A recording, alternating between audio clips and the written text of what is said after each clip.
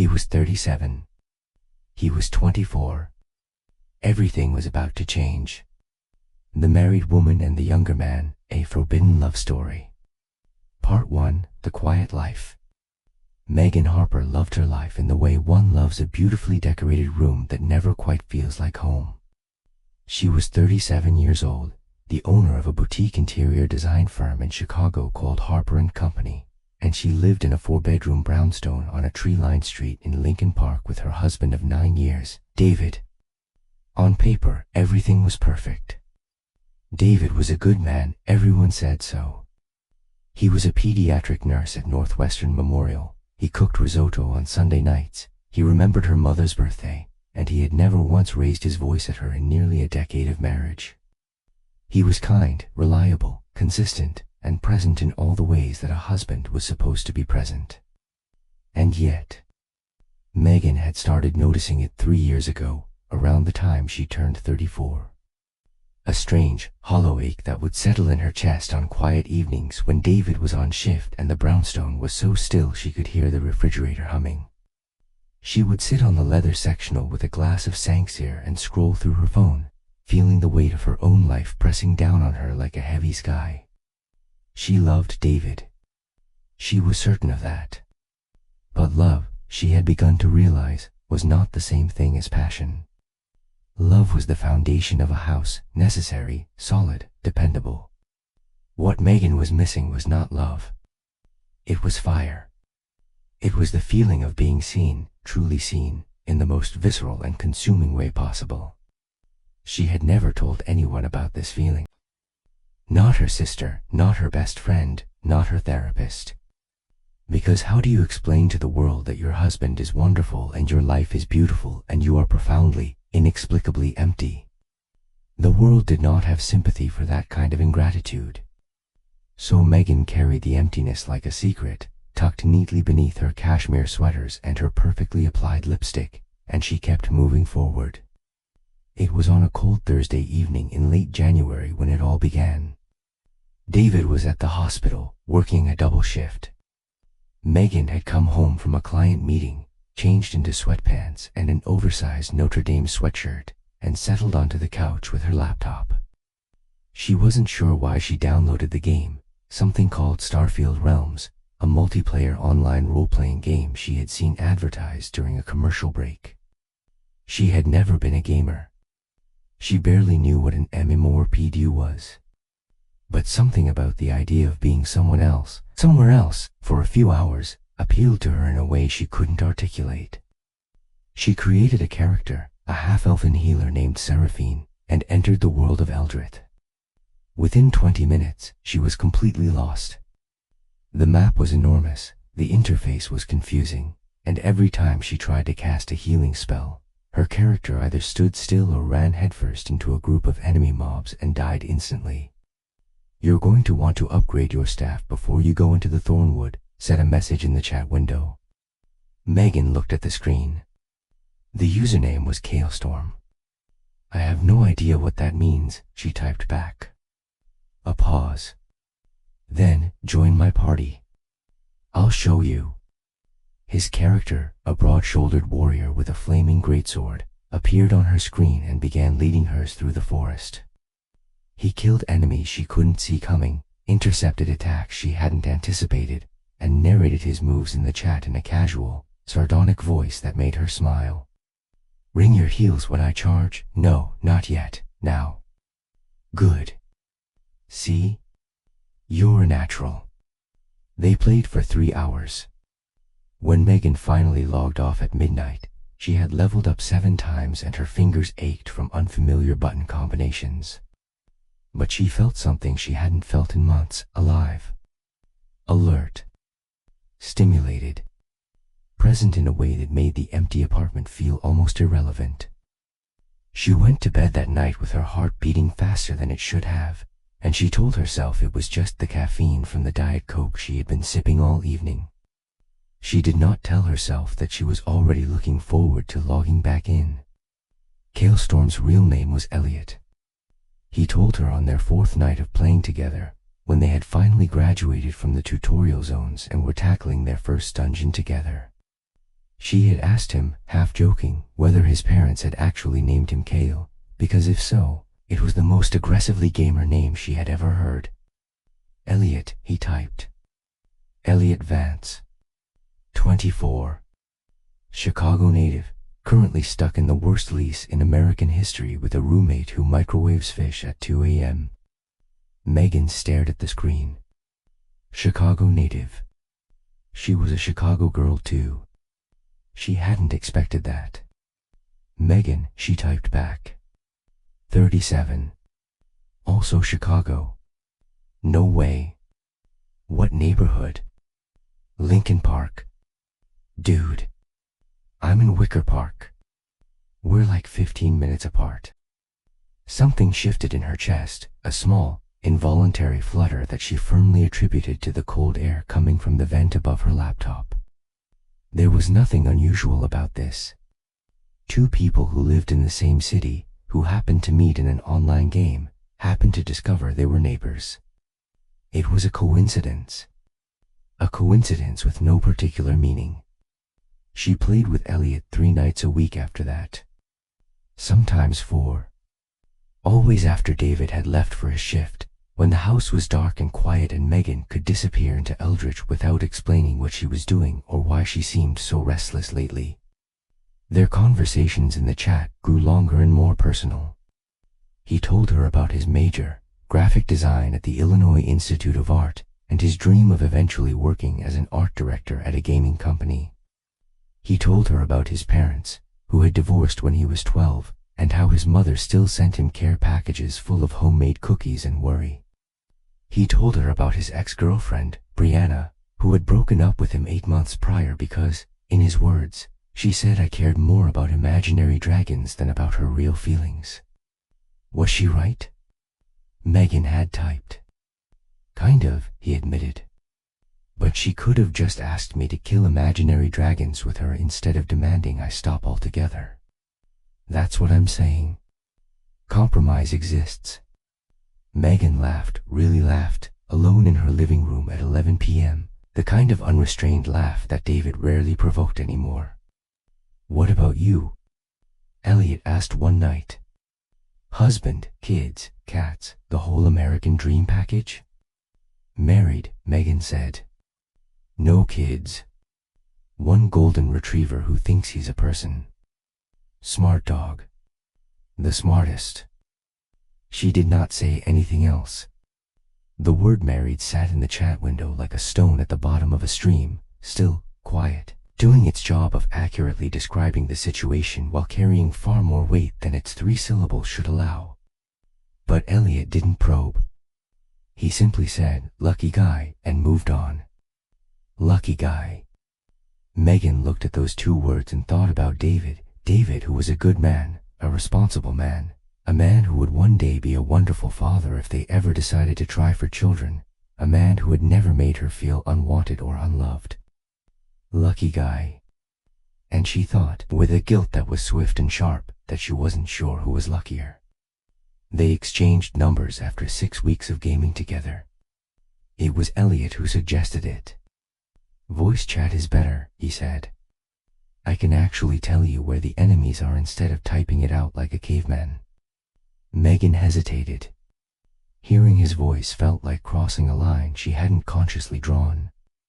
Up until now, Elliot had been a character in a game, a really compelling one, a witty and generous co-player who made her laugh, but ultimately a fiction.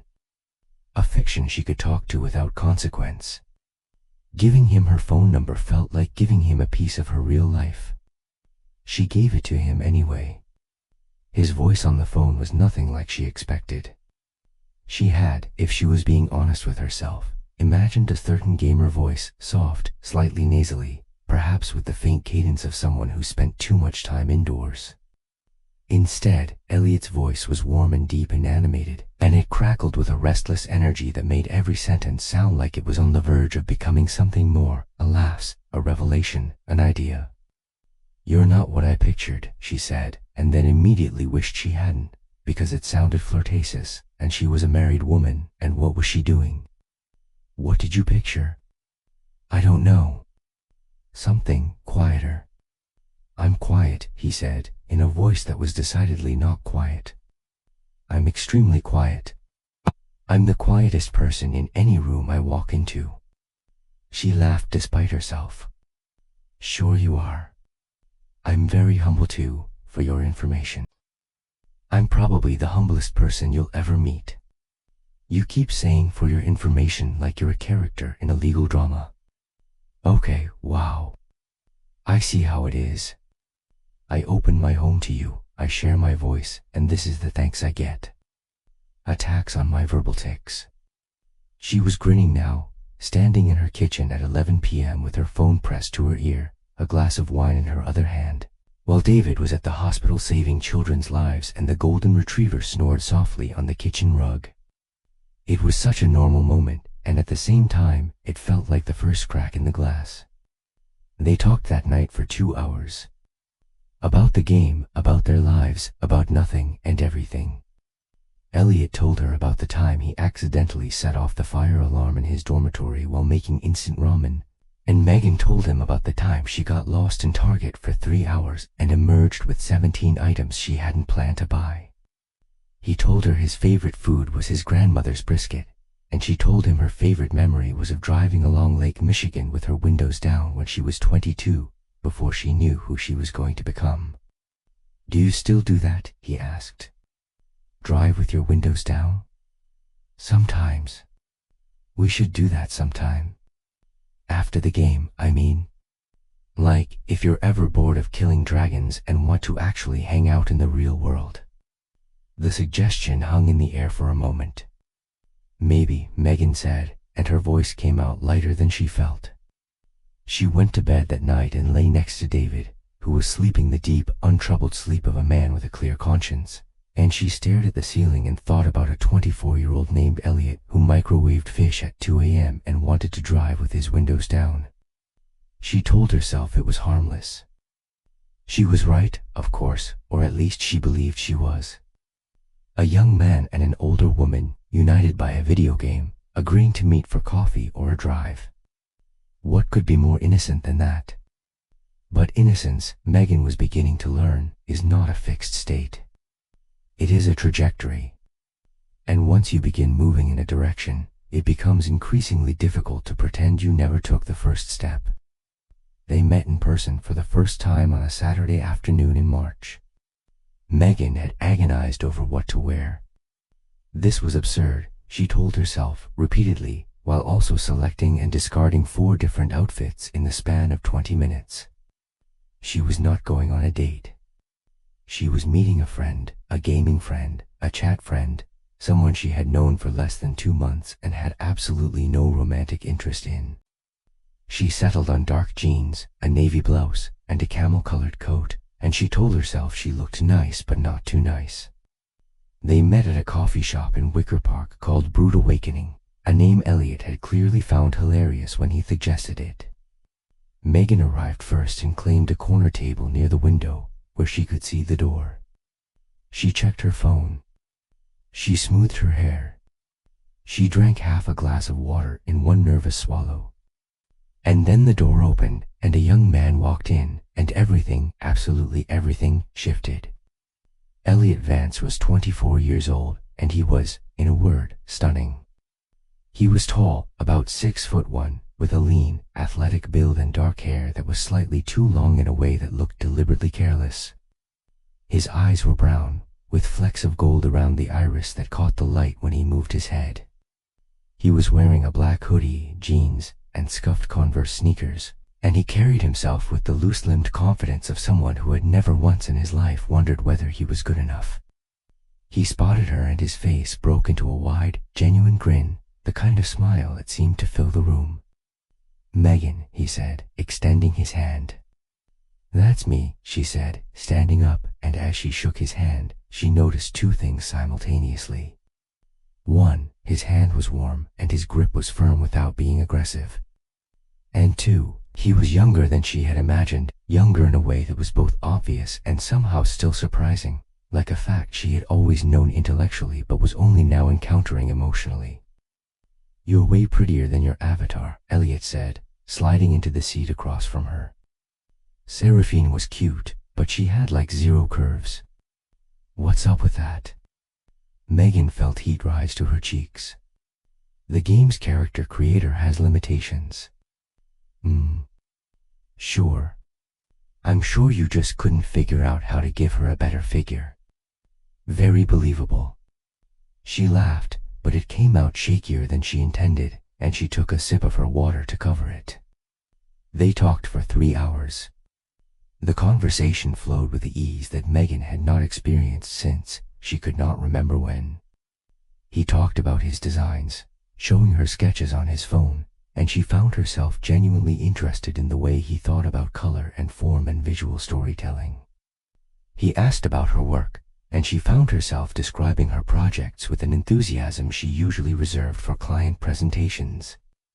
He listened, actually listened, leaning forward, asking follow-up questions, challenging her assumptions, and she felt seen in a way that made the air between them feel charged. When he walked her to her car afterward, he hugged her goodbye. It was a brief hug, just a quick wrap of his arms around her shoulders, but Megan felt it in her chest, a low, humming vibration that lingered after he had stepped back. "Same time next week," he said. "Definitely," she said. She sat in her car for 5 minutes after he walked away, her hands on the steering wheel, her heart pounding, and she understood, with the clarity of someone who has been denial's favorite resident for far too long, that something had changed. Something fundamental and irreversible had shifted, and there was no going back to the comfortable fiction that this was just a friendship. She drove home with her windows down, even though it was only 40 degrees outside, and the March wind bit at her cheeks and made her eyes water, and she told herself the tears were just from the cold. Part 2, The Blur. The weeks that followed were the most disorienting of Megan's adult life. She and Elliot met every Saturday, then twice a week. Then, in April, almost every day. They still played Starfield Realms together. Their characters, Seraphine and Kale, had become one of the most formidable duos on their server, but they also talked on the phone for hours after David went to bed, and they texted constantly, and Megan found herself checking her phone with an urgency she had not felt since she was a teenager with a crush. Except she was not a teenager. She was 37 years old, and she was married, and somewhere in the back of her mind, a small, sensible voice kept reminding her of all the reasons why this was dangerous, destructive, and profoundly unfair to David. Megan ignored the small, sensible voice. She got very good at ignoring it.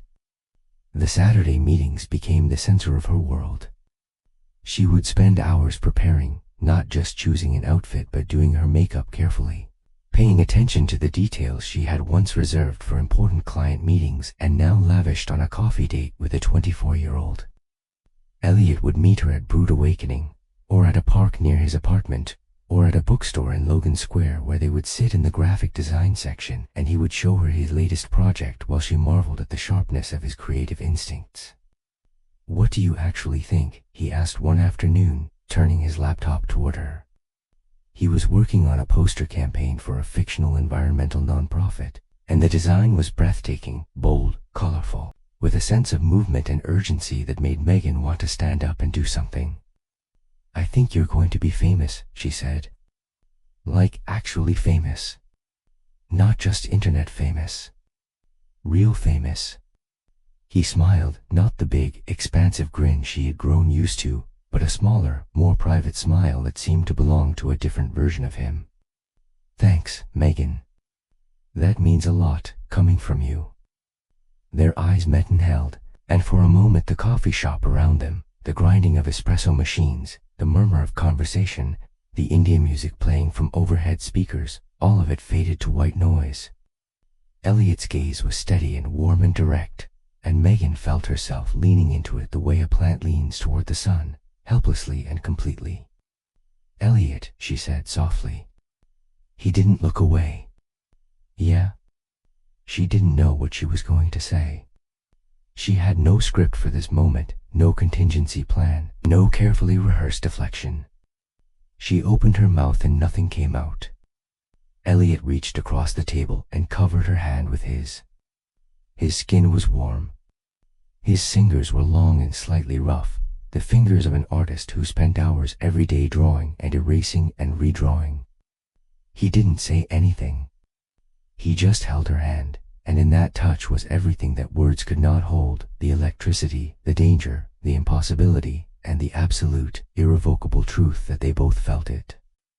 A server appeared at the edge of their table with a tray of coffee cups. Elliot withdrew his hand with a casualness that was almost theatrical, and Megan felt the absence of his touch like a phantom limb. "So," Elliot said, his voice just a fraction too bright. "Same time Thursday?" Megan nodded. "Same time Thursday." She told herself she would stop. This went on for 6 weeks. She would come home from seeing Elliot and she would look at David, at his kind, tired face, at the way he would glance up from whatever he was reading and smile at her with uncomplicated warmth, and she would feel a wave of love and guilt so intertwined that she could no longer separate them. "I missed you today," David said to her one night, reaching for her hand across the dinner table. They were eating pasta, David's pasta, the one with the garlic and the white wine reduction that Megan had told him was her favorite during their first year of dating. "My shift was brutal. 3 admissions and 1 code that didn't end the way I wanted it to." Megan squeezed his hand. "I'm sorry, honey. That sounds incredibly hard." It was. "I kept thinking about coming home to you, though. That got me through it." Megan looked at him, this man who loved her, who trusted her, who had built a life with her based on a foundation of fidelity and mutual respect, and she felt the guilt rise in her throat like bile. She wanted to confess. She wanted to tell him everything, to rip the bandage off and endure the pain of his reaction and then be free of the terrible, corrosive secret she was carrying. But she didn't. Because she was a coward. Because she was also, despite everything, still in love with the life she had built with David, the brownstone, the design firm, the Sunday risotto, the annual summer trips to Lake Geneva. She loved that life. She just also, impossibly, wanted something else. So she swallowed the guilt and she kissed David goodnight, and she lay in bed next to him and she thought about Elliot's hand on hers. The first time they kissed, it was an accident. Or at least, that was the story Megan told herself afterward. It was a warm Saturday evening in May. They had gone for a walk along the lakefront, one of their increasingly frequent let's-get-out-of-the-coffee-shop excursions, and the city was bathed in the long, golden light of early evening.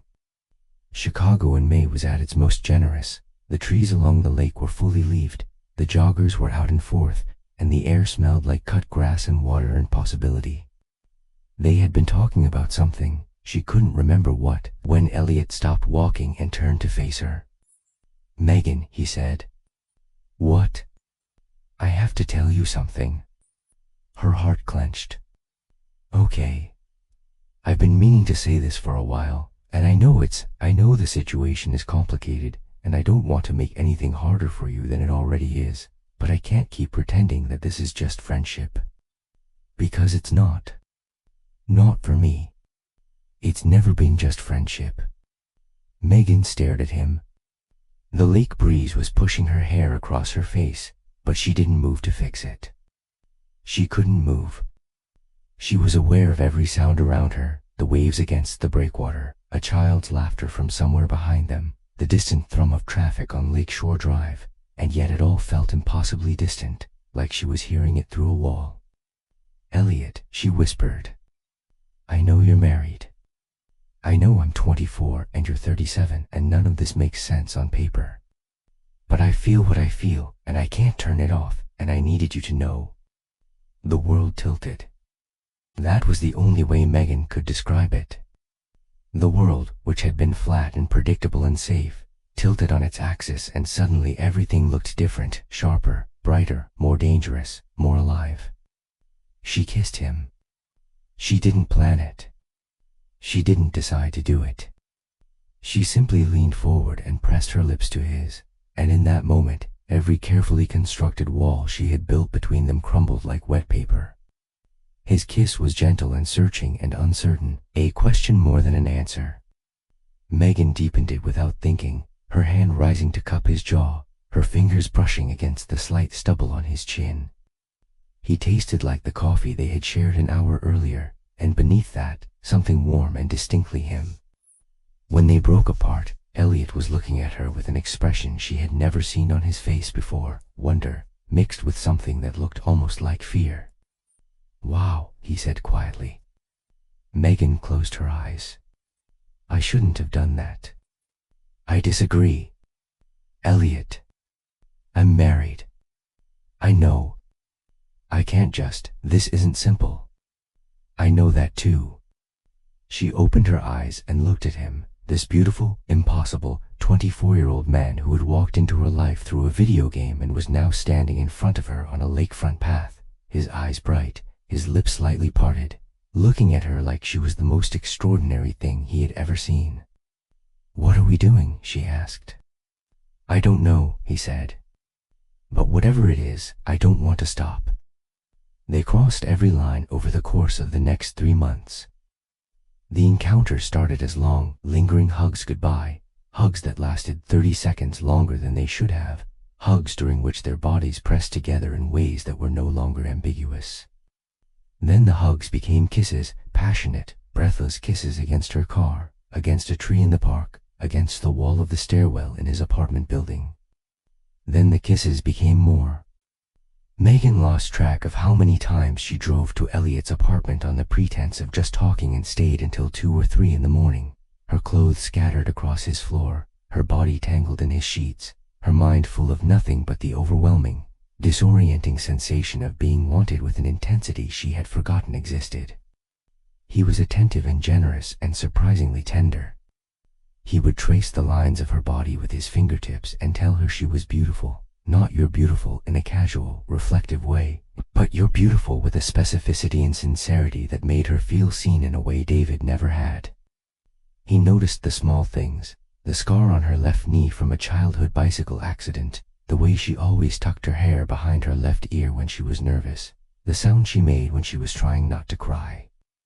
"You're the most interesting person I've ever met," he told her one night, his head resting on her bare shoulder, his fingers tracing lazy patterns on her arm. "I mean that.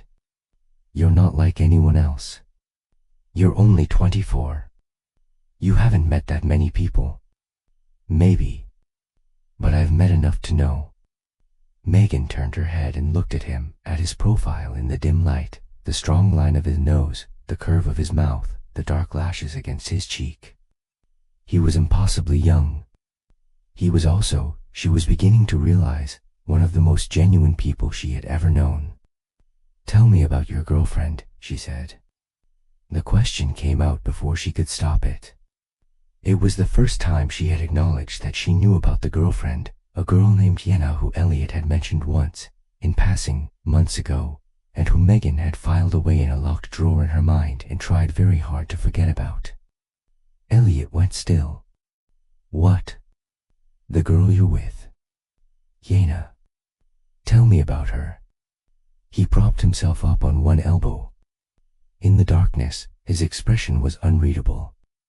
"She's not, Megan, she's not my girlfriend. Not anymore. We broke up. Like, a long time ago." "When?" "February. Before we met." Megan sat up. You said she was your ex. You never said you were broken up when we started playing together.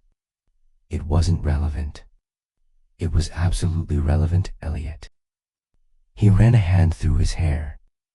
"Look, I didn't tell you because I didn't want you to feel like I was, I don't know, available in some calculated way. Like I'd just gotten out of a relationship and I was looking for a rebound. That wasn't it. I genuinely connected with you, and the timing was bad, and I didn't know how to explain it without sounding like I was making excuses. So you just didn't mention it. I was going to tell you. I kept meaning to tell you. It just never seemed like the right moment, and then things got complicated, and you decided to keep your options open while you figured out what you wanted. That's not fair, isn't it?" Elliot sat up fully, swinging his legs over the side of the bed. Megan, stop. You think I was playing you? You think I was dating someone else this whole time and just sneaking around with you on the side? I don't know what to think. He turned to face her. In the moonlight coming through the blinds, she could see the hurt in his face, real hurt, the kind that doesn't get faked. I ended things with Yenna because she wanted a guy who would put her first, and I wasn't that guy. I wasn't ready to be that guy. I hadn't met you yet, and I didn't even know what I was looking for, but I knew it wasn't her. And then I met you, and I knew. So don't you dare stand there and tell me I was keeping my options open. I chose you, Megan. The first time we talked on the phone, I knew. Megan felt the anger drain out of her as quickly as it had arrived, replaced by something softer and more terrifying, the overwhelming realization that she believed him. Okay, she whispered. Okay? Okay. I believe you. He exhaled, long and slow, and pulled her back down onto the bed. He held her against his chest, and she could feel his heartbeat, fast, strong, alive, and she pressed her ear to it like a stethoscope and listened to the rhythm of his life and thought, this is real. This is real. This is real. But the guilt did not go away. It sat in the room with them, invisible and patient, and it waited. Part 3, The Breaking Point. Summer in Chicago was brutal and glorious, 90-degree days punctuated by violent thunderstorms that turned the streets into rivers and the air into a steam bath. Megan and Elliot spent those hot months sneaking around like teenagers, meeting in his apartment during the day while his roommate was at work, stealing time in the margins of their lives. But summer also brought complications. Megan was launched into a major project to complete renovation of a boutique hotel in Gold Coast, and the hours were grueling. She was at the office until 9 or 10 most nights, and on weekends she was at client sites. For 3 weeks in July, she and Elliot barely saw each other, communicating only through a frantic stream of texts that grew increasingly desperate. I miss your face, he wrote one night at midnight. I miss everything about you, she wrote back. When can I see you? Friday night. I'll come over after David's out. Friday came. Megan got in her car at 6:30 p.m., planning to work from home for a few hours and then slip away. But her project manager called with an emergency. A contractor had made a critical error in the hotel's bar installation, and Megan needed to be on site immediately to assess the damage. She texted Elliot, emergency at work. Can't make it tonight. So sorry. 3 dots appeared. Disappeared. Appeared again. Then, okay. Another night.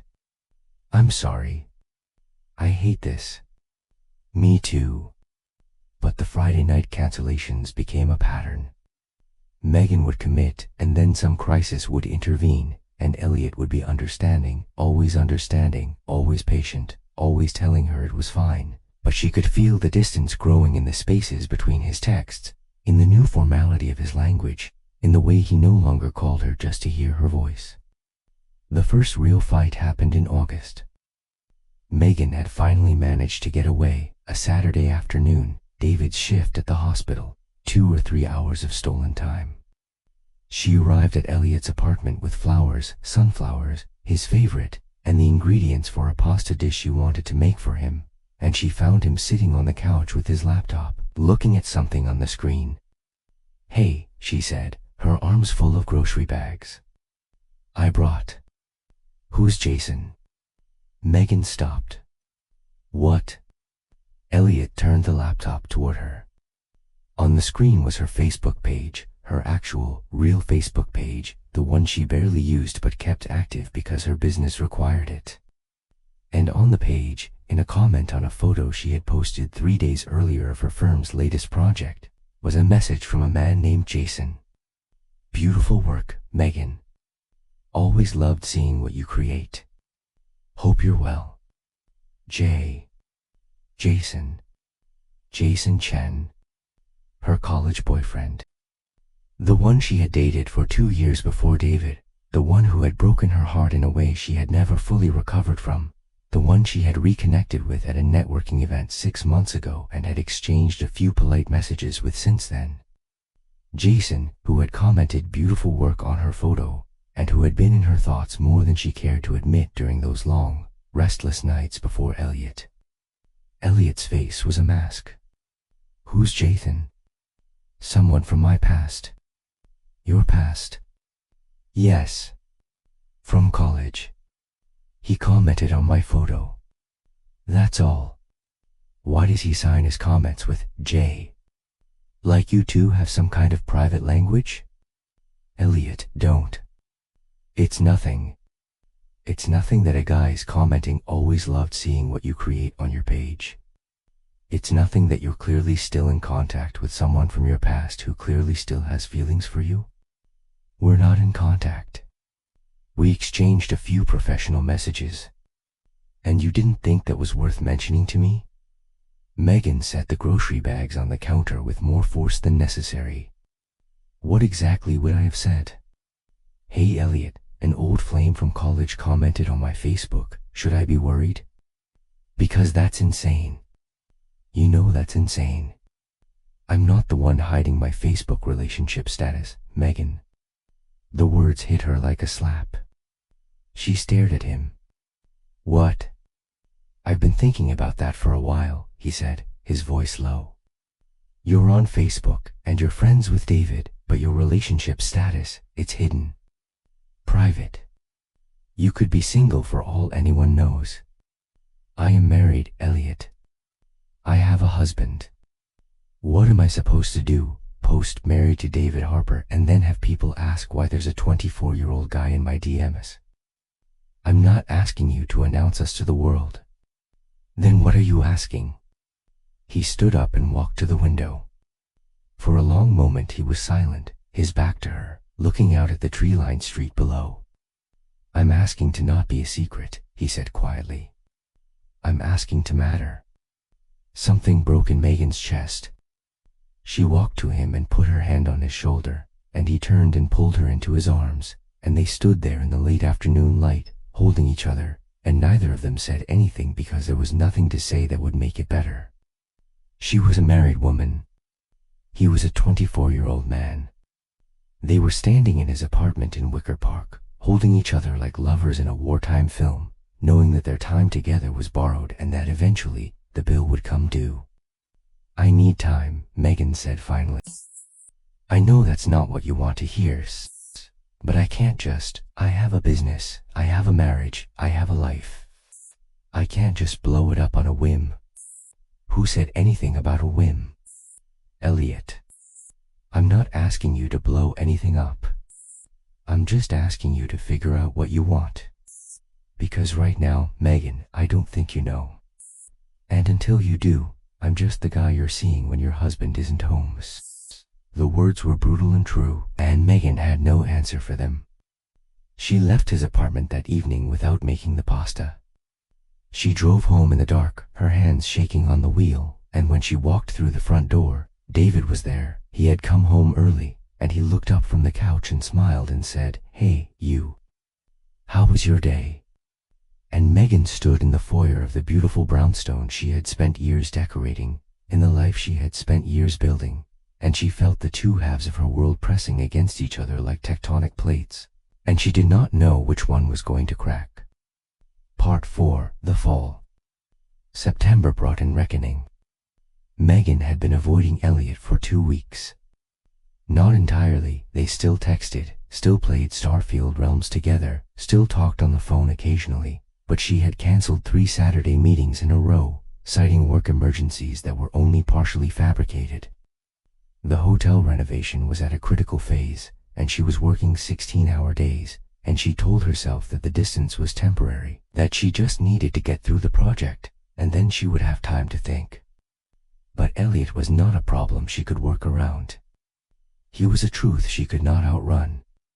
She was in her office on a Thursday evening, reviewing electrical plans, when her phone buzzed. Elliot's name on the screen. Hi, she texted back. Can we talk? Really talk? Now? No. Saturday. My plan. place. 2 p.m.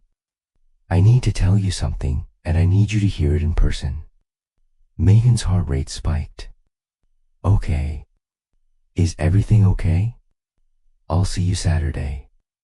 She spent the next 3 days in a state of high anxiety, oscillating between the desperate hope that he was going to tell her he couldn't live without her and the cold dread that he was going to say the opposite.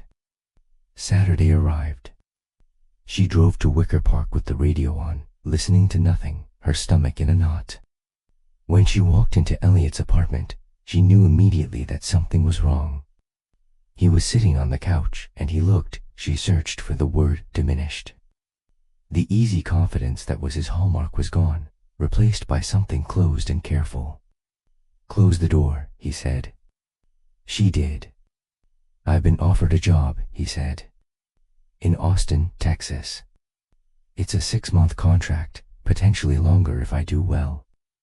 It starts in October. It's really good money, Megan. It's the kind of opportunity I've been waiting for. Megan sat down in the armchair across from him. Her legs felt weak.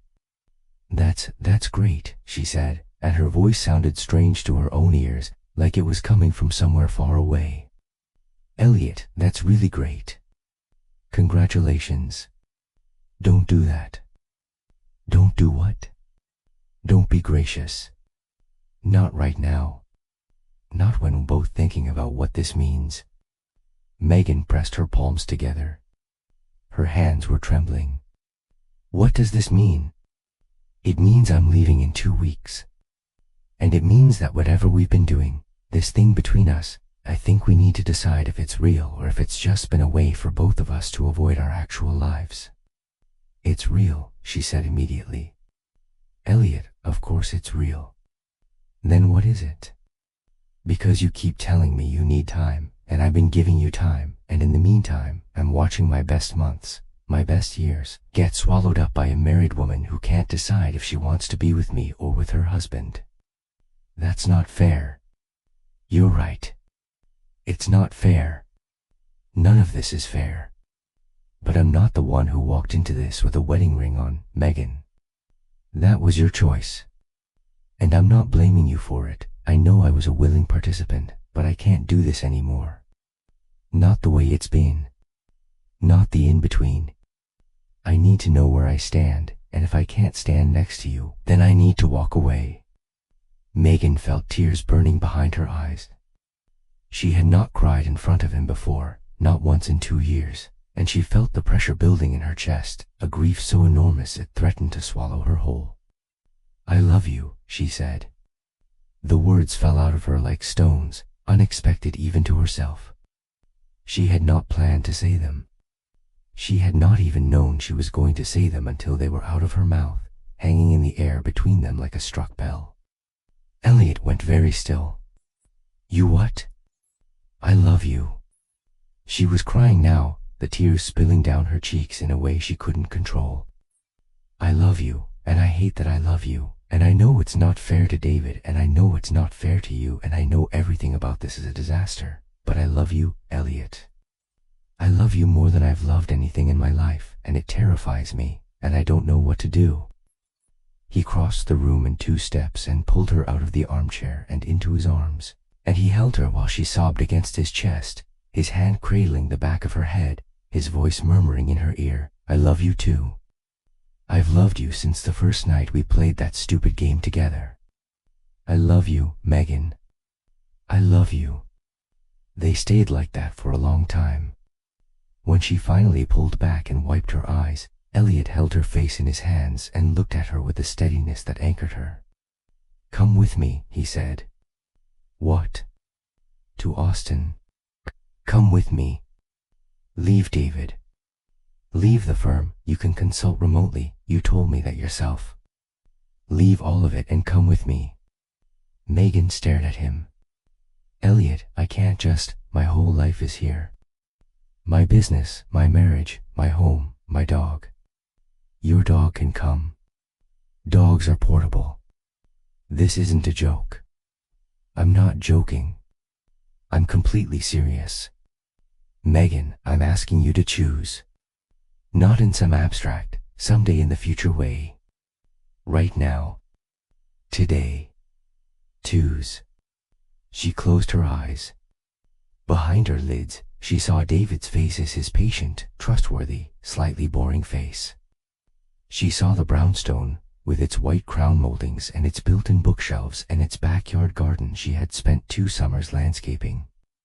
She saw her firm, her employees, her reputation, the life she had spent a decade constructing like a meticulous architect of domesticity. And then she saw Elliot. Elliot, with his sun-slatted apartment and his golden eyes and his grandmother's brisket recipe and his terrible roommate's fish microwaves. Elliot, who made her feel alive in a way that she hadn't known she was missing. Elliot, who was asking her to bet everything on a 6-month contract in a city where she knew no one, for a love that was less than 2 years old. "I can't," she whispered. She opened her eyes and watched his face close, watched the light go out of it like a window shade being pulled down. "Okay," he said, and his voice was very quiet. "Elliot, please. You have to understand. I'm 37. I have a life. I have responsibilities. I can't just abandon it all for a 6-month contract. I'm not asking you to abandon it. I'm asking you to prioritize it differently. You make it sound so simple. Is it?" She didn't answer. Elliot stepped back, releasing her. He walked to the window and stood there, his back to her, and when he spoke again, his voice was flat. "I'll be gone on the 15th. If you change your mind before then, if you actually decide to choose me, you know where I am. Elliot. I'm not trying to pressure you. I'm trying to be honest with you. For the first time in 2 years, I'm being completely honest. I love you, and I want to be with you, and I can't keep being the secret you're not sure about. So, the 15th. That's the line." Megan left his apartment an hour later. She drove home on autopilot, and when she walked through the front door, David was in the kitchen, making the risotto, and he turned and smiled and said, "How was your day, sweetheart?" And Megan stood in her beautiful kitchen with its marble countertops and its copper pots and its sub-zero refrigerator, and she looked at her husband, and she felt the full weight of her betrayal crash down on her like a wave. It was not the affair itself that broke her. It was the realization that she had been having the affair not because David was a bad husband, but because she was a coward who could not face the quiet, relentless truth that the life she had built was not the life she wanted. She had used Elliot as an escape route, a shortcut to a passion she was too afraid to pursue honestly. And in doing so, she had hurt everyone: David, who deserved better; Elliot, who deserved a woman who could give herself to him fully, and herself, because she now had to face the ruins of her own making. The 15th came. Megan did not go to Austin. She did not call Elliot. She did not text him. She watched the days pass and she felt the silence between them grow into a chasm, and she did nothing, because she did not know what to do, and doing nothing felt safer than doing something. David noticed the change in her. She was quieter at dinner, more distracted, less interested in the small rituals of their shared life. He asked her once if everything was okay, and she said yes, and he believed her, because David always believed her, because that was the kind of man he was: trusting, uncomplicated, unaware. On October 10th, Megan received a text from an unknown number. She knew who it was before she read it. Boarded the plane. Hope you find what you're looking for. I love you. E. She read the message 3 times, and then she set her phone face down on her desk, and she went into the bathroom of her office, and she locked the door, and she wept. Part 5, The Long After. Austin was good to Elliot. She could tell from his Instagram, the photos he posted of his new apartment, his new desk setup, the skyline of a city that was bigger and brighter and sunnier than Chicago. He was working on a project she didn't recognize, for a company whose name she had to Google. He looked happy. He looked settled. He looked like a man who had put his past behind him and was moving forward with his life. And Megan was happy for him. She was. She genuinely, sincerely wanted him to succeed, to thrive, to become the famous graphic designer he had always dreamed of being. She wanted that for him with a ferocity that surprised her. But she also missed him with a physical, aching pain that radiated from her chest into her arms and her legs and her fingertips, a missing that was not emotional but almost somatic, like a limb that had been amputated and was still sending pain signals to a brain that knew it was gone. She told herself it would fade. She told herself that time would soften the edges of what they had had, that she would eventually be able to think about Elliot without feeling this volcanic heat in her chest, that she would settle back into the comfortable rhythm of her life with David and find peace there. October became November. November became December. Christmas came, and Megan decorated the brownstone with the same ornaments she used every year, and she cooked the same ham and the same green bean casserole, and David gave her a necklace from Tiffany's that she smiled at and thanked him for and then placed in her jewelry box and never wore again. On New Year's Eve, David took her to a restaurant in Never North, and they sat by a window overlooking the frozen Chicago River, and David raised his glass and said, "To the new year." "To us." "To us," Megan repeated, clinking her glass against his. She looked at her husband across the candlelit table, at the familiar lines of his face, at the wedding ring on his finger and the silver threading through his temples that had appeared in the last year, and she felt a wave of tenderness that was indistinguishable from grief. "I love you," she said. "I love you too," he said, and smiled. And she did love him. That was the thing. She loved him, and she had always loved him, and she would continue to love him for the rest of her life. But she had learned, in the most painful possible way, that love was not always enough. That you can love someone with your whole heart and still feel incomplete.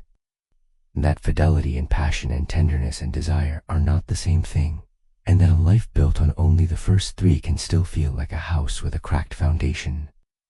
She went home that night and lay in bed next to David, who fell asleep within minutes, his breathing slow and even, and she stared at the ceiling and thought about Elliot in Austin, 1,200 miles away, living his new life, and she whispered to no one in particular, "I'm sorry." She wasn't sure who she was apologizing to. David, Elliot, herself, maybe all of them. In February, a full 4 months after Elliot had left, Megan found herself at a Home Depot. She was buying paint. The renovation was complete, the hotel project was behind her, and she had decided to repaint the bedroom a soft, calming gray that her designer instincts told her would work beautifully with the existing furniture. She was standing in the paint aisle, holding 2 samples up to the fluorescent light, when her phone buzzed. A text from an unknown number. "Hey, it's me. Are you okay?" Megan stared at the screen. Her heart, which had been steady and calm, began to pound. She typed back, "I'm okay. Are you?" "Yeah. I don't know. I've been thinking about you a lot lately. I'm not sure why. I saw something today that reminded me of you." "What did you see?" "A woman at a coffee shop in Austin. She was sitting alone, reading a book, and she had this look on her face, like she was somewhere else entirely, even though she was sitting right there. And I thought of you. I thought about that afternoon in the coffee shop in Wicker Park, the first time we met in person. You had that same look. Like you were present but also 1,000 miles away." Megan leaned against the paint aisle display and felt tears prick her eyes. "I think about you too," she typed. "Every day." A pause. 3 dots. Then, "I know. I can feel it." "What do you mean?" "I don't know how to explain it. It's like there's this thread between us, and even though I'm in Texas and you're in Chicago, I can feel it. I can feel when something's wrong with you. I can feel when you're thinking about me. I know that sounds crazy. It doesn't sound crazy.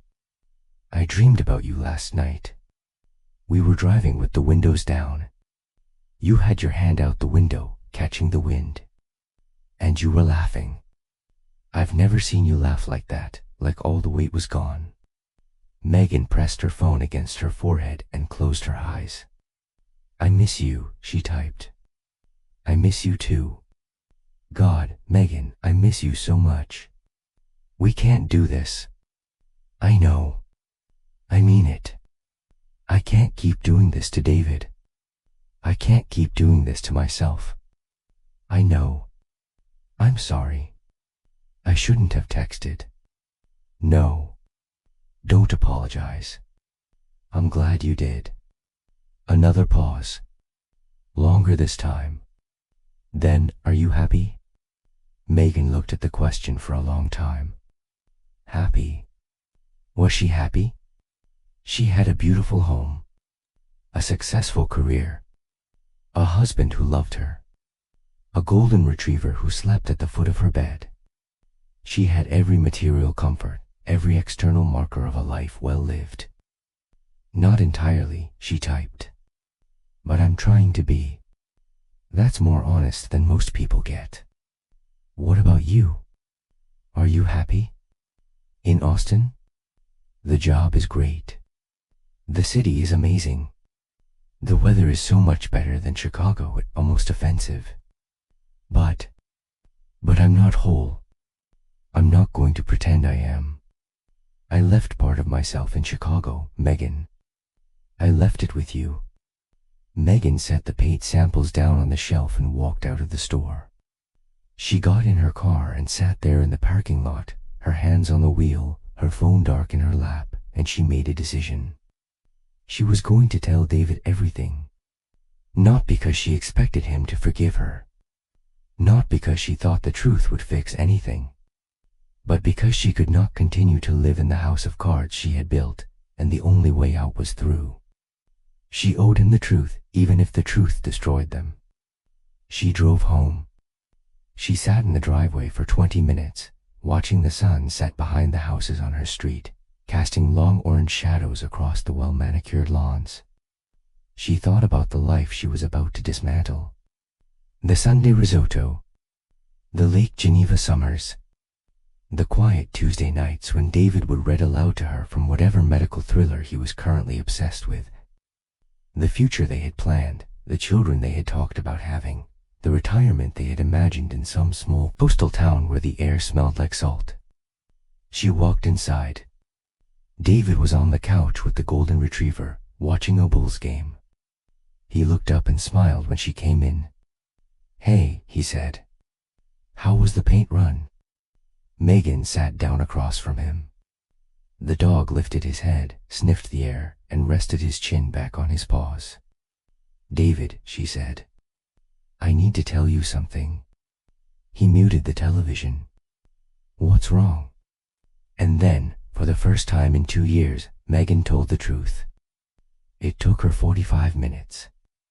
She told him everything, the game, the coffee shop, Elliot, the affair, all of it. She did not minimize it or excuse it or try to frame it in a way that made her look better. She told him the unvarnished truth, and she watched his face as she delivered it, and she saw something in him die, something that had been alive and trusting and whole, and that now lay broken on the floor of his expression. When she finished, David was silent for a very long time. Then he stood up. He walked to the kitchen. He poured himself a glass of water. He drank it. He set the glass down on the counter with a precision that was almost mechanical. "I need some air," he said. He walked out the back door and into the backyard, and Megan heard him sit down on the patio furniture, and she sat on the couch and she put her head in her hands and she cried, because it was finally, irrevocably real, and there was no taking any of it back. David did not come back inside until midnight. Megan was still on the couch, in the same position, her eyes raw and swollen. He sat down across from her, and when he spoke, his voice was hoarse. "I knew something was wrong," he said. "Not the specifics, but something. I could feel it. You were, I don't know, somewhere else, even when you were sitting right next to me. I'm so sorry, David. I know you are. I love you. I need you to know that. I never stopped loving you. I know that too. He paused. But I don't think love is enough, is it? Not for you. Not anymore. She didn't answer because he was right and because there was nothing she could say that would make it better. I need time, David said. I need to think about whether I can. I don't even know. Whether I can forgive this. Whether I want to try. I love you, Megan. I've loved you for 12 years, and I don't know how to just turn that off. But I can't even describe what I feel right now. Betrayed doesn't cover it. Humiliated doesn't cover it. I feel like my entire foundation has been shifted. I understand. Do you? Because I'm not sure you do. You got to have your secret life, Megan. You got your passion, your excitement, your younger man. And I've been here, at home, building a life with you that apparently wasn't enough. That's not fair. You want fair? You want me to be fair? I gave you everything, Megan. I gave you stability and love and a home and a future. I gave you my best years. And you. His voice broke. He stopped and pressed the heels of his hands against his eyes, and Megan watched him and felt a grief so profound that it felt like a physical pain in her chest.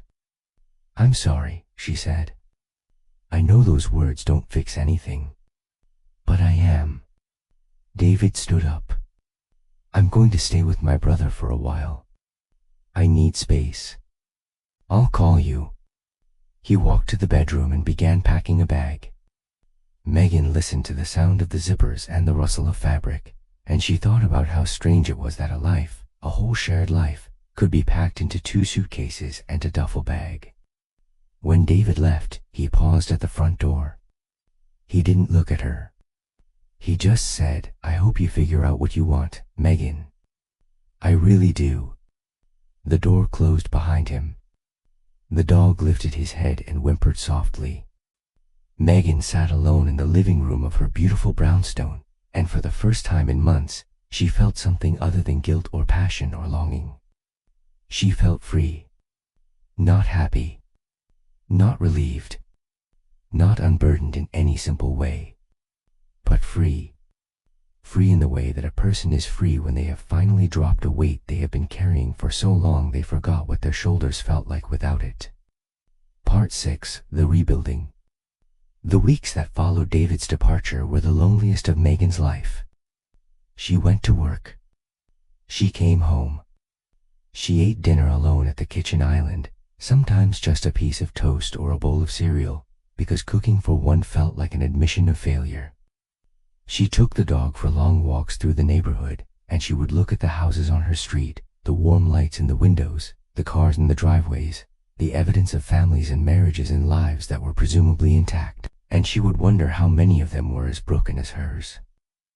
David had not filed for divorce. He had not called to say he wanted to reconcile either. He was in a state of suspended grief, waiting, and Megan understood that she could not rush him. She had broken something fundamental, and the repair, if it was even possible, would take time. She started running.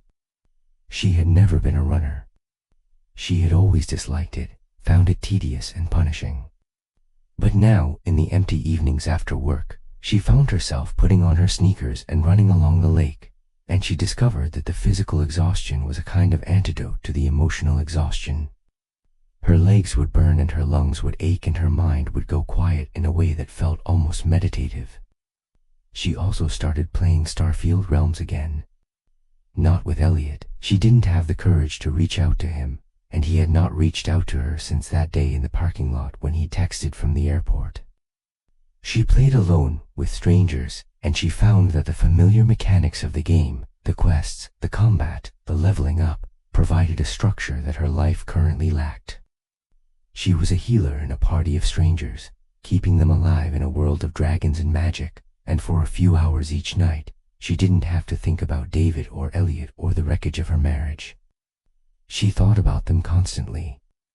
She thought about Elliot in Austin, building a new life, presumably with new friends and new routines and possibly a new woman in his bed, a thought that made her physically ill. She thought about David at his brother's apartment in Evanston, probably eating pizza and watching sports and trying to figure out who he was now that the person he thought he was married to had turned out to be someone else entirely. And she thought about herself, the woman in the middle, the architect of her own destruction, the woman who had had everything and had risked it for a love that was glorious and consuming and ultimately unsustainable. Was it worth it? She didn't know. She honestly didn't know. She had broken her marriage, potentially beyond repair.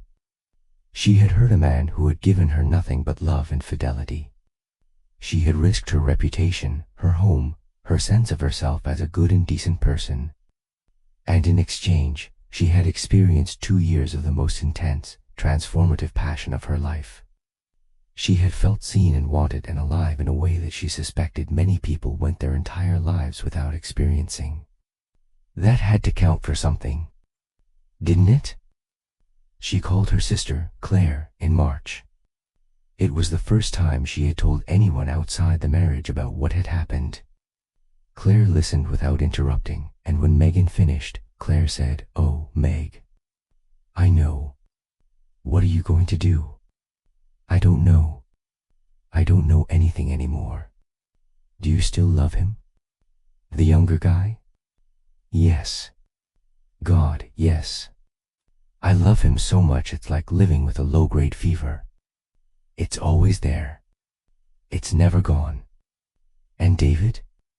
"I don't know. I love David too. But differently. I love David like you love your house. You know it's sturdy and it's yours and it's protected you from the rain for years. But Elliot is like a wildfire. He destroys everything and he lights up the sky and he makes you feel like the whole world is burning and you're part of it. That's not a healthy metaphor. No. It's not." Claire paused. "What does your therapist say?" "I haven't told my therapist. I've been too ashamed." "Maybe you should." "Maybe." But she didn't. Not then.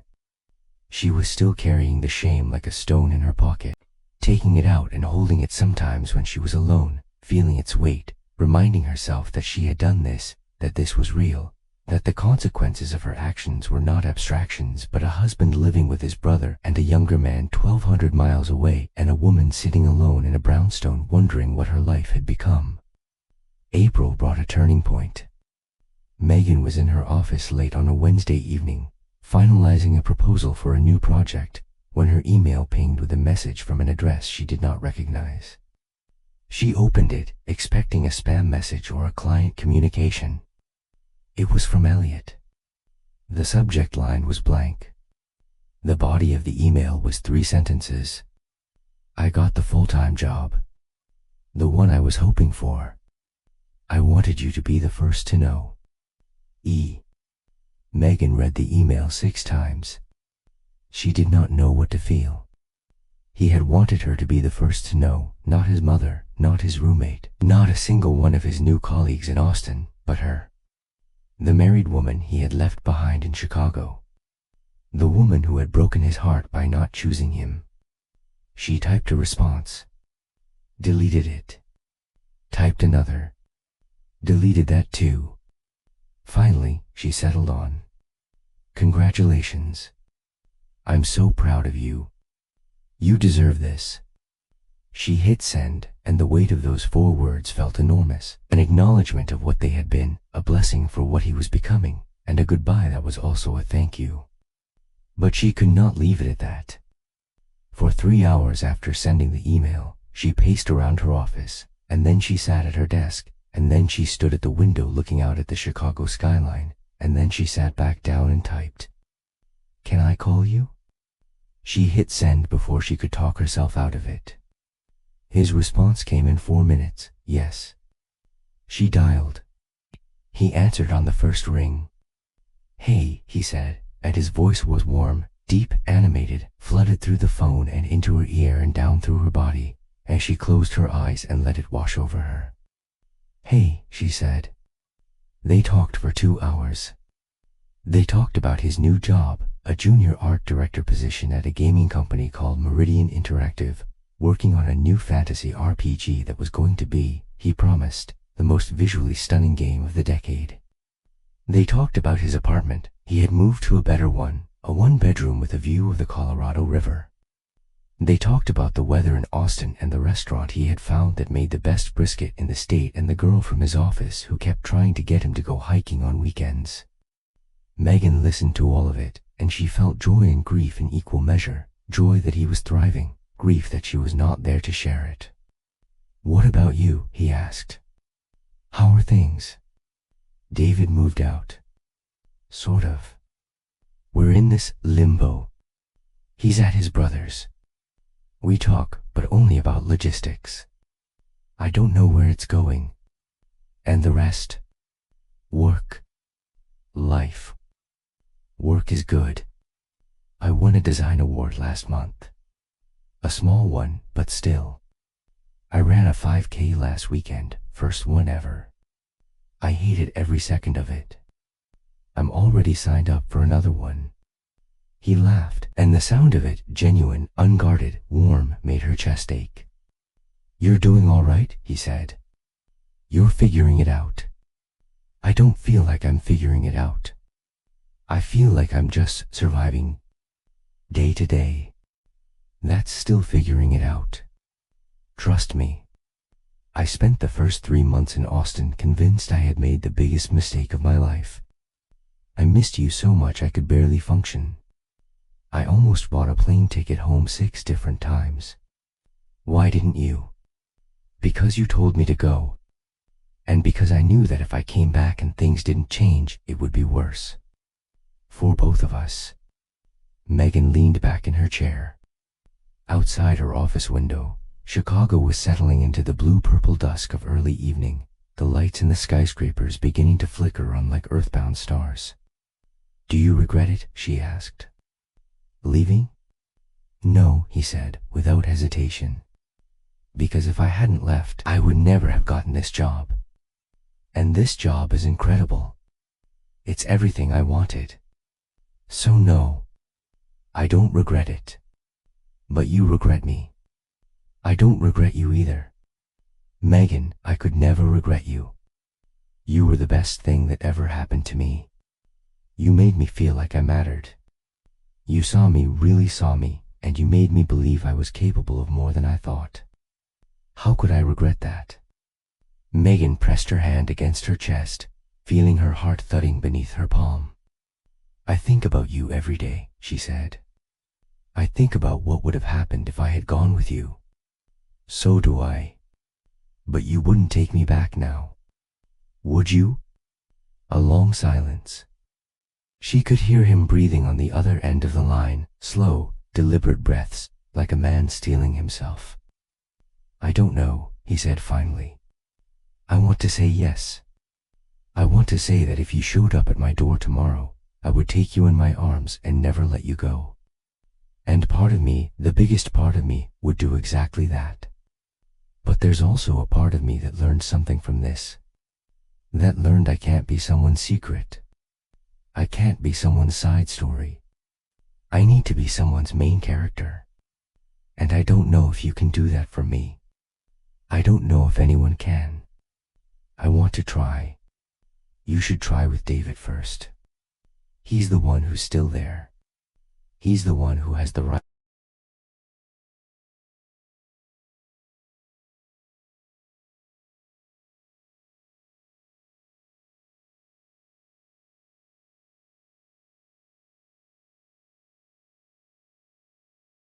"I will." "Good. Can we keep talking?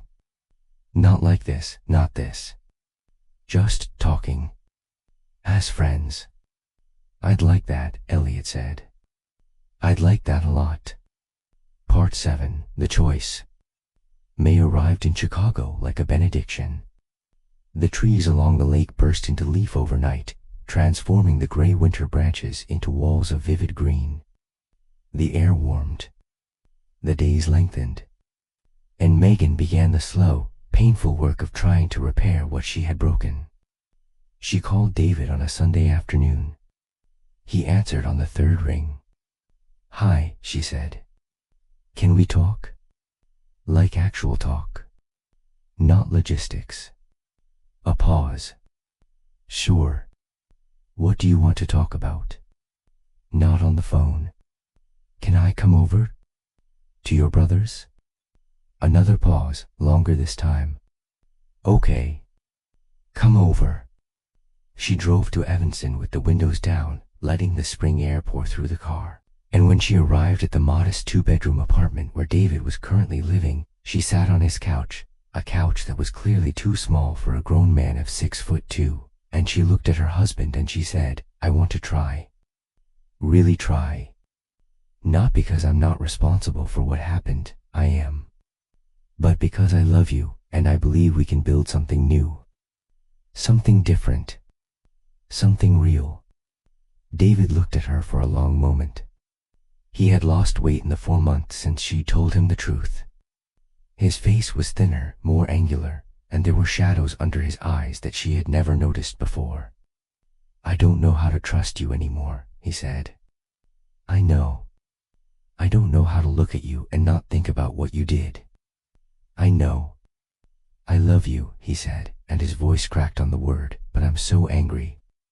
I'm so angry all the time.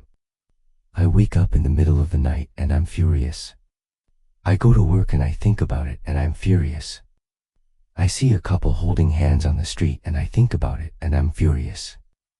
And then I feel guilty for being furious, because you came to me and you told me the truth, and part of me admires that, and the guilt and the anger are just, they're eating me alive. Megan nodded. She had no defense. She had no clever response. She had only the truth. I deserve your anger, she said. Every bit of it. I'm not here to ask you to forgive me. I'm here to tell you that I want to rebuild, if you're willing. And if you're not, if you can't, then I understand, and I will accept it, and we will move forward as two people who tried and failed. What does try mean to you? Specifically. Megan took a breath. Therapy. Individual for both of us. Couples therapy. Complete transparency, phone, email, schedule, everything. And time. As much time as you need. What about him? What about him? Have you talked to him? Yes. Once. We talked as friends. That's all. Do you still love him? Megan did not look away. Yes. But I am choosing you. And I need you to understand that choosing is not the same as erasing. I can't erase what I felt. But I can choose every day to build something with you. And that's what I want to do. David leaned forward, his elbows on his knees, his head in his hands. He stayed like that for a long time. I need you to understand something, he said finally, looking up. If we do this, if we try, it's not going to be the same. I can't unsee what I saw. I can't unknow what I know. Whatever we build from here, it's going to be a different house. It might be smaller. It might have cracks in the foundation. But if we're both committed to it, maybe it can be sturdy in a different way. I'm willing, Megan said. Are you? He reached for her hand. It was the first time he had voluntarily touched her since the night she had told him the truth. I'm willing to try, he said. Therapy was brutal. It was also, Megan came to understand, necessary. Her individual therapist, a sharp, no-nonsense woman named Dr. Ramon, did not let her off the hook. Not once. Every session was a mirror held up to the most unflattering parts of Megan's psyche, her fear of confrontation, her tendency to seek external validation, her inability to be honest with herself about her own needs, her deep-seated belief that she did not deserve to ask for what she wanted. You didn't have an affair because you were passionate about someone else, Dr. Ramon said one afternoon. You had an affair because you were terrified of having an honest conversation with your husband about what was missing in your marriage. The affair was a symptom, Megan, not the disease. So what was the disease? You tell me. Megan thought about it. She thought about Sunday risotto and the way David always knew what she needed before she said it, and the comfortable friction this routine of their life together. She thought about the way she had never once, in 12 years, told David that she felt unseen, that she craved intensity, that she needed to feel desired, not just loved. "I was afraid of being honest," she said slowly. "I was afraid that if I told David what I really needed, he would feel like he wasn't enough. And I couldn't bear to be the one who made him feel that way. So I swallowed it. I buried it. And it came out sideways, as an affair." Dr. Ramon nodded. "That's a good start." David's individual therapy was going differently. Megan could tell from the way he talked about it, reluctantly, in clipped sentences, as though the sessions themselves were a battlefield he was barely surviving. His therapist, according to David, was focused on his anger. "She says I have a right to be angry. That anger is a normal response to betrayal. That I shouldn't rush to forgive just because it's the noble thing to do. Is she right? Probably. But I don't want to be angry, Megan. I don't want to carry this around for the rest of my life. I want to let it go. I just don't know how." "You learn," Megan said. "You learn how. Day by day." The couple's therapist was a gentle, silver-haired man named Dr. Okafor, who had a way of asking questions that made both Megan and David squirm in their seats. "Tell me about the moment you knew," he said to Megan during their third session. "The moment you knew it was more than a friendship. What did that feel like?" Megan squirmed. I can't pinpoint an exact moment. It was gradual. Gradual doesn't mean it wasn't real. But I want you to think about it. When did it stop being a game?" "When I heard his voice on the phone for the first time," Megan said, the answer coming to her before she even thought about it. "When I heard his voice, I knew." David shifted in his chair. "And you?" Dr. Okafor said to David. "When did you know something was wrong?" David was quiet for a moment. "I didn't know. I suspected. There were signs. She was on her phone more, she was more distracted, she started going out more. But I didn't know. I trusted her." "Do you feel that trust was violated?" "Yes." "Can you rebuild trust?" David looked at Megan. "I don't know. I'm trying to find out." June, July, August. Megan and David made a life in the wreckage and rebuilt it, plank by plank, like flood survivors returning to a damaged house. They went to therapy every Tuesday. They talked, really talked, for the first time in their marriage, excavating years of unsaid things. Megan told David that she had always felt like a guest in her own life, and David told Megan that he had always felt like he was not enough for her, that she was too bright, too ambitious, too alive for him to ever fully satisfy. "We've been incompatible in the ways that matter most," Megan said one night, and we never admitted it. "So what do we do about that?" "I don't know. Maybe incompatibility isn't the end. Maybe it's just a signal that we need to build something different. Something that works for who we actually are, not who we thought we were supposed to be." David considered this. "I don't know how to be a different person." "You don't have to be a different person. You just have to be more honest about the person you are." Elliot texted her on a Thursday evening in August. "Just got back from a work trip to LA, turned down a project in Seattle. Getting boring, I know. Life update, I'm seeing someone. Nothing serious. Just someone. I wanted you to hear it from me." Megan read the message on her phone, standing in her kitchen, and she felt a sharp, brief pain, like a paper cut on her heart, and then it was gone, replaced by something that felt almost like relief. She typed, "I'm happy for you. You deserve good things." She meant it. She put her phone down and went to find David, who was in the living room reading a medical journal, and she sat down next to him, and she leaned her head on his shoulder, and he put his arm around her without looking up from his article. "Can we order Thai food tonight?" she asked. "Sure." "The place on Clark?" "The place on Clark." They ordered Thai food, and they ate it on the couch while watching a movie neither of them was really watching, and Megan thought about the strange, circuitous path her life had taken to bring her to this quiet, unremarkable Thursday night, this moment of ordinary domesticity that felt, after everything, like a small miracle. Epilogue. 1 year later.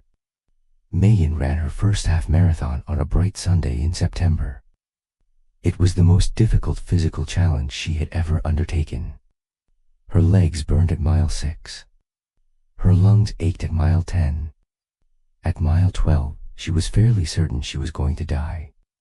But she crossed the finish line in 2 hours and 43 minutes, and she burst into tears the moment she stopped moving, and David was there. David, who had come to watch, who had stood on the sidelines for 2 hours and 43 minutes holding a hand-painted sign that said Geo Megan in purple marker, and he wrapped his arms around her and said, "You did it.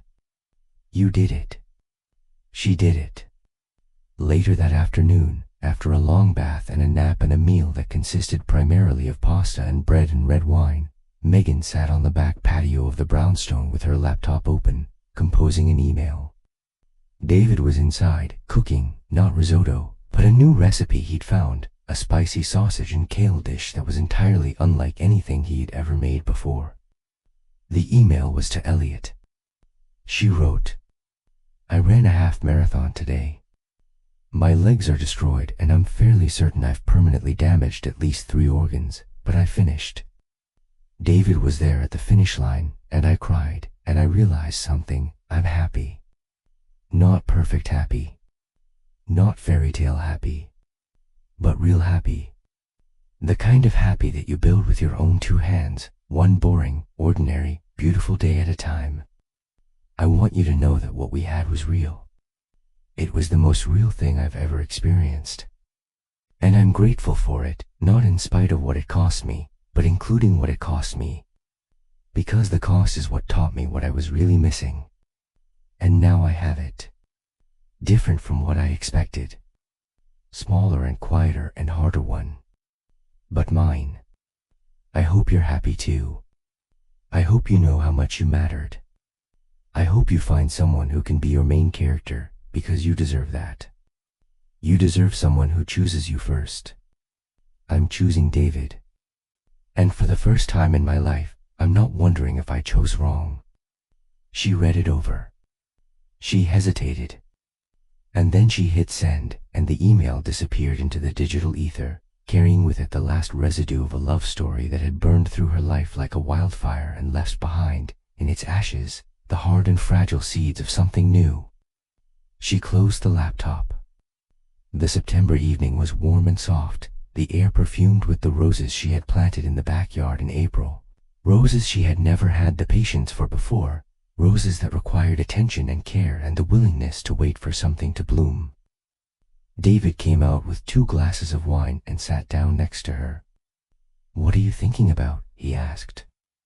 Megan looked at him, at his kind, weathered face, at the new lines around his eyes that had appeared in the past year, at the wedding ring he had put back on 3 months ago after a particularly difficult couples therapy session in which they had both agreed to stop treating their marriage like a negotiation and start treating it like a commitment.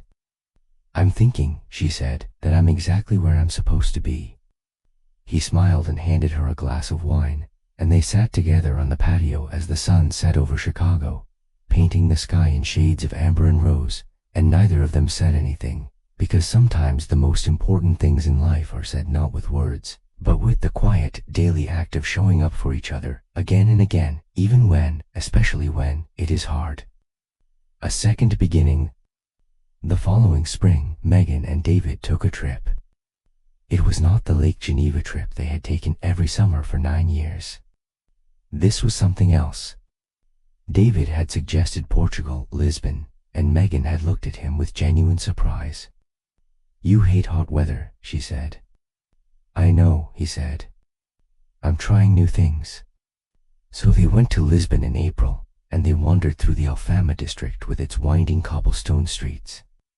They ate pasties de nata at a tiny cafe, and Megan got crumbs all over her blouse, And David laughed at her, really laughed, in a way that felt new, earned. On their last night, they sat outside a restaurant overlooking the Tagus River, and David reached across the table and took Megan's hand. "I want to tell you something," he said. "I went to see Dr. Ramon, your therapist. I wanted to understand what you were carrying that you never told me." Megan's throat tightened. "David, let me finish." She said something I've been thinking about. In every marriage, there are two lonelinesses. The loneliness of the person who can't ask for what they need, and the loneliness of the person who can't see what their partner isn't asking for. Most marriages fail not because one person is wrong, but because both people are invisible to each other in different ways. Megan stared at him. "She said that?" "She said it better than I'm saying it. But the point is, I was the person who couldn't see. I was so focused on being a good husband that I forgot to be an attentive one. And you were so busy protecting me that you forgot to let me in. I was protecting myself more than I was protecting you. I know. But I'm trying to understand that now. I'm trying to see it from your side." "How?" "By remembering that you came back. After everything, after Elliot, after the affair, you came back. You chose to stay and fight for this. And that tells me that what we have is real. Not easy. Not perfect. But real." Megan felt tears building behind her eyes. She blinked them back, but one escaped anyway, sliding down her cheek like a small, silent confession. "I love you," she said. "I know I've said it 1,000 times in the past year. But I mean it differently now. Not like a reflex. Not like an obligation. Like a choice. Every day I choose it. And I want to keep choosing it for as long as you'll let me." David squeezed her hand. "Then choose. I'm right here." They sat there as the night deepened, and for the first time in a long time, Megan felt something she had almost forgotten. Peace. Not the peace of a life without problems, she still had those, but the peace of a woman who had finally stopped running. Who had faced the wreckage and chosen, deliberately and with full knowledge of the cost, to rebuild. Who had learned that love is not a destination but a practice, something you do every single day, even when it is hard. She thought about Elliot sometimes. Not with the feverish longing of those first months, but with a quieter ache, the way you might think about a dream you had once. He was doing well in Austin. She had heard through mutual gaming friends that he was thriving, his career taking off. She was genuinely happy for him. And she was genuinely, stubbornly, irrevocably happy for herself. Before she left for Portugal, she had opened her laptop and looked at the Starfield Realms icon. She hadn't played in months. She considered logging in, just to walk through Eldrith one more time, to remember who she had been when everything felt like it was ending. She closed the laptop without opening it. Megan Harper was 39 years old. She had a husband who loved her, a business she was proud of, a brownstone with a backyard full of roses, and a golden retriever who believed he was a person. She had run a half marathon and survived it. She had forgiven herself, mostly, for the worst thing she had ever done. And on a warm April evening in Lisbon, sitting across from her husband with the Tagus River glittering beneath a sky full of unfamiliar stars, she lifted her glass and made a silent toast. To the choices that break us. To the people who stay. To the quiet, stubborn, magnificent act of rebuilding your life one honest day at a time. She drank and she smiled and she meant it.